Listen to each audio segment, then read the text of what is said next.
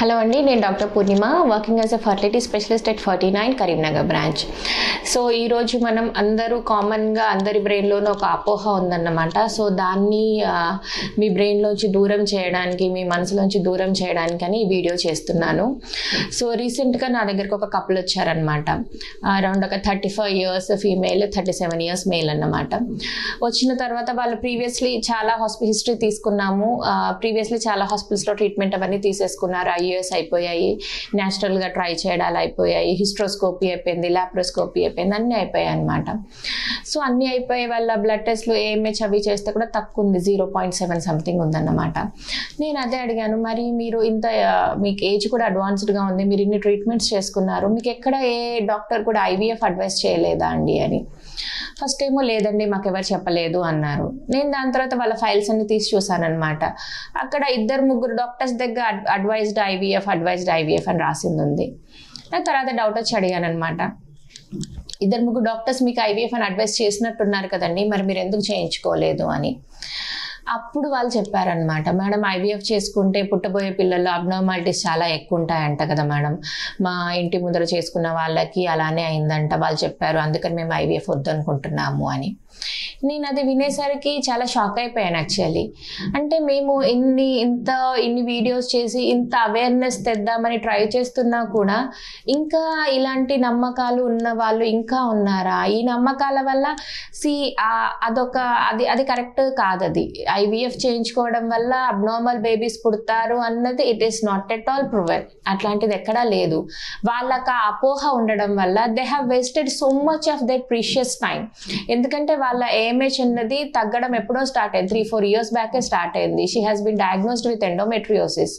So endometriosis ఉండి AMH తగ్గిన వాళ్ళకి జనరల్గా మేము IVF అన్నది అడ్వైస్ చేసేస్తాము.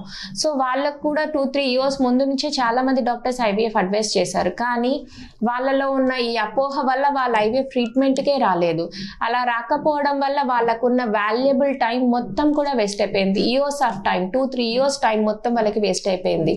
ఇప్పుడు 2-3 years టైం వేస్ట్ అయిపోవడం వల్ల ఏమైంది, వాళ్ళ ఒవేరియన్ రిజర్వ్ AMH ఇంకా తగ్గిపోయింది, ఒవేరియన్ రిజర్వ్ ఇంకా తగ్గిపోయింది, ఎండోమెట్రియోసిస్ ఇంకా స్ప్రెడ్ అయిపోయింది.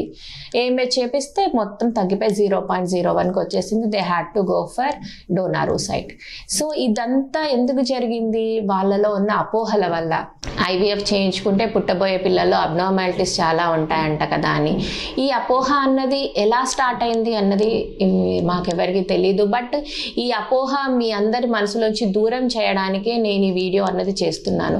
ఎందుకంటే ఈ అపోహ వల్ల ఈ కపుల్ ఎలాగైతే వాళ్ళకున్న వాల్యుబుల్ టైంని, వాళ్ళకున్న ప్రీషియస్ ఎగ్స్ని ఎలా అయితే వేస్ట్ చేసుకున్నారో, ఇంకా ఏ కపుల్ కూడా అలా దీన్ని ఫేస్ చేయకూడదు. ఇంకెవ్వరు కూడా ఇలా చేసుకోకూడదు, వాళ్ళ టైం వేస్ట్ చేసుకోకూడదు, వాళ్ళ ఎగ్స్ని వేస్ట్ చేసుకోకూడదు, ఇంకెవ్వరు కూడా ఇలా సఫర్ కాకూడదు అని చెప్పి ఈ వీడియో అన్నది చేస్తున్నాను. ఒకటేంటంటే IVF చేసుకున్న తర్వాత పుట్టబోయే పిల్లల్లో అబ్నార్మాలిటీస్ ఎక్కువ ఉంటాయి అన్నది కంప్లీట్ అపోహ. మీరు దాని గురించి అసలు దాన్ని నమ్మే అవసరం లేదు. మరి ఇప్పుడు మా ఇంటి ముందర చూసిన వాళ్ళకి అలా అయింది కదా మేడం అని మీరు అడగొచ్చు. న్యాచురల్ ప్రెగ్నెన్సీస్లో కూడా పుట్టబోయే పిల్లల్లో అబ్నార్మాలిటీస్ అయ్యే ఛాన్సెస్ ఉంటాయి. న్యాచురల్ ప్రెగ్నెన్సీ అంటే మీరు ఇంట్లో నార్మల్గా ఏ టాబ్లెట్స్ వాడకుండా మీకు ప్రెగ్నెన్సీ వచ్చినా కూడా పుట్టబోయే పిల్లల్లో అబ్నార్మాలిటీస్ ఉండే అవకాశాలు ఉన్నాయి. దాంట్లో ఎంత పర్సంటేజ్ ఉంటుందో IVF ఇప్పుడు అందులో ఒక 20-30% ఆఫ్ ప్రెగ్నెన్సీస్లో అబ్నార్మాలిటీస్ వచ్చే అవకాశాలు ఉంటాయి. IVF దాంట్లో ఒక 5% IVF కన్సెప్షన్స్లో ఎక్కువ ఉంటుంది. ఎందుకు అన్నది కూడా నేను చెప్తాను. ఎందుకంటే జనరల్గా IVFకి ఎప్పుడు వెళ్తాము మనము, అన్ని ఫ్యాక్టర్స్ నార్మల్ ఉన్న AMH పరంగా చూసుకుంటే అడ్వాన్స్డ్ ఏజ్ ఉన్న వాళ్ళకి. చాలా మందికి IVF ఎవరికి అవుతుంది, 32 years, 35 years అలా అడ్వాన్స్డ్ ఏజ్ ఉన్న వాళ్ళల్లో చాలా మందికి IVF అవుతుంటుంది. సో ఏజ్ పరంగా వచ్చే అబ్నార్మాలిటీ అది. వాళ్ళకి ఏజ్ ఎక్కువయ్యి AMH తగ్గిపోయినందువల్ల మనం IVF చేసాము. సో అప్పుడు పుట్టబోయే పిల్లల్లో అబ్నార్మాలిటీస్ వస్తే అది వాళ్ళ ఏజ్ ఫ్యాక్టర్ వల్ల వచ్చిన అబ్నార్మాలిటీస్ కానీ IVF వల్ల వచ్చిన అబ్నార్మాలిటీస్ కాదు. సో మీకు ఇవి రెండు క్లబ్ అయిపోతున్నాయి అన్నమాట. ఈ పర్సన్ IVFకి వెళ్ళింది, వీళ్ళకి అబ్నార్మల్ బేబీ పుట్టింది, కానీ వాళ్ళ ఏజ్ అన్నది మీరు చూడట్లేదు. ఒక యంగ్ పర్సన్ని చూడండి, యంగ్ పర్సన్ ఐవీఎఫ్కి వెళ్తే వచ్చే పర్సంటేజ్ అనేది చాలా తక్కువ ఐవీఎఫ్లో అబ్నార్మాలిటీ అన్నది. అదే ఒక ఎల్డర్లీ పర్సన్ వెళ్ళారనుకోండి పర్సంటేజ్ అన్నది ఎక్కువ. సో అది వల్ల ఏజ్ మీద డిపెండ్ అయి ఉంటుంది కానీ ఐవీఎఫ్ ప్రొసీజర్ మీద కాదు. సో ఇదొక్క క్లారిటీ మీరు తెలుసుకోండి. ఇంకొకటి ఏంటంటే ఐవీఎఫ్ ప్రెగ్నెన్సీ అనగానే అందరూ కూడా దాన్ని భూతద్దంలో పెట్టి చూస్తుంటారనమాట. వీళ్ళకి ఈ మంత్ ఎలా అయింది, నెక్స్ట్ మంత్ ఎలా అయింది, నెక్స్ట్ మంత్ ఎలా అయింది అన్నది. సో ఐవీఎఫ్ ప్రెగ్నెన్సీస్లో ఏ చిన్న అబ్నార్మాలిటీ వచ్చినా అది అందరికీ తెలిసిపోతుంది. అదే ఒక న్యాచురల్ ప్రెగ్నెన్సీలో వచ్చి అబ్నార్మాలిటీ వచ్చినా దాన్ని ఎక్కువ కాన్సన్ట్రేట్ చేయరు. సో ఈ ఫ్యాక్టర్ వల్ల కూడా మీకు సరౌండింగ్లో ఎవరెవరికి ఐవీఎఫ్ ప్రెగ్నెన్సీస్ వచ్చాయి, ఎవరిలో అబ్నార్మాలిటీస్ వచ్చాయి అనేది బాగా తెలుస్తూ ఉంటుంది. అదే న్యాచురల్ ప్రెగ్నెన్సీస్తో వచ్చిన వాళ్ళదనుకోండి అది అబ్నార్మాలిటీ వచ్చినా ఎవరంతా కాన్సన్ట్రేట్ చేయరు, ఎవరు దాన్ని అంతా హైలైట్ చేయరు కాబట్టి మీకు అది తెలియకపోవచ్చు. అంతే తప్ప న్యాచురల్ ప్రెగ్నెన్సీస్లో అయితే బేబీస్ వచ్చే వాళ్ళు న్యాచురల్గానే వస్తారు.